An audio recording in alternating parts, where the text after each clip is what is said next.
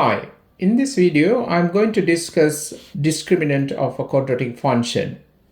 Let me take quadratic function, a general quadratic function as f of x equal ax square plus bx plus c. Now I want to draw different types of graph for this quadratic function. Okay, so sometime when you sketch the graph of f of x, you would get graph of this function like this, right? You can see that the graph cut the x-axis at two different points. So you would get this kind of graph when a is positive. When a is negative, you would get this kind of graph when a negative, right? Now you can see even this graph cut the x-axis at two different points. So we can say that both occasion f of x has two distinct roots because it's cut the x-axis at two different points, right? So I'm going to say that this graph has two different distinct roots. Okay, now even you can have this kind of graph. If you sketch graph of f of x, sometime you would get this type. This is again when a is positive. Even you would get sometime this kind of graph. So this is when a is negative, right? You can see both occasion graphs touch the x-axis at one point, right? It's not cut the x-axis at two different points. So we're going to describe this situation as f of x has one repeated root.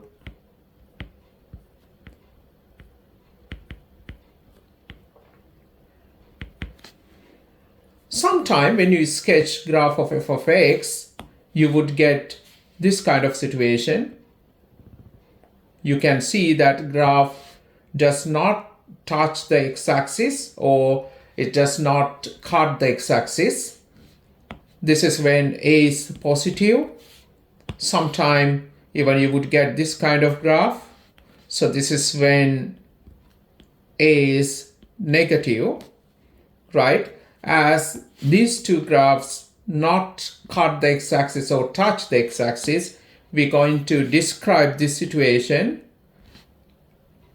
as no real roots.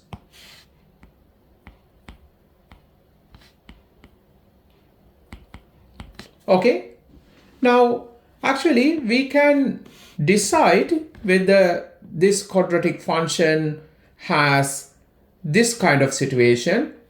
That means it has two distinct roots, or this kind of situation where function has one repeated root, or this situation function just has no real roots. Basically it's not touch the x-axis or cut the x-axis. We describe that situation as no real roots. How we can decide that? If you take actually this quantity b square minus 4ac, right, we denote it as capital delta, right, b square minus 4ac. You can see how we calculate this, just taking a, b, c constant. They are real numbers. When you calculate this, let's say if b square minus 4ac greater than to 0, f of x has two distinct roots.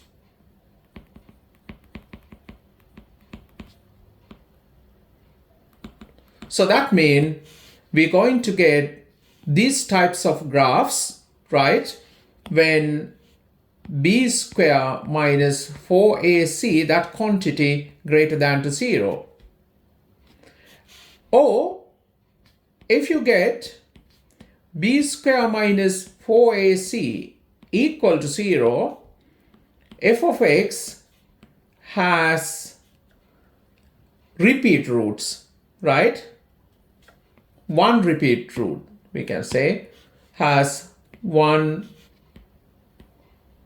repeated root.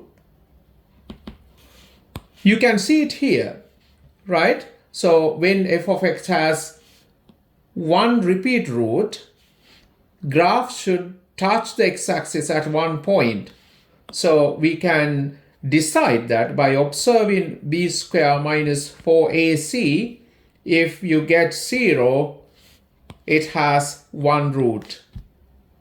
Okay, so the last one, if this quantity b square minus 4ac less than to 0, f of x has no roots.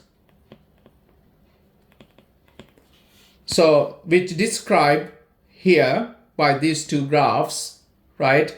When you sketch the graph of f of x, if you get this kind of graphs, where graphs does not cut the x-axis or even does not touch the x-axis, you're going to get this quantity b square minus 4ac less than to 0.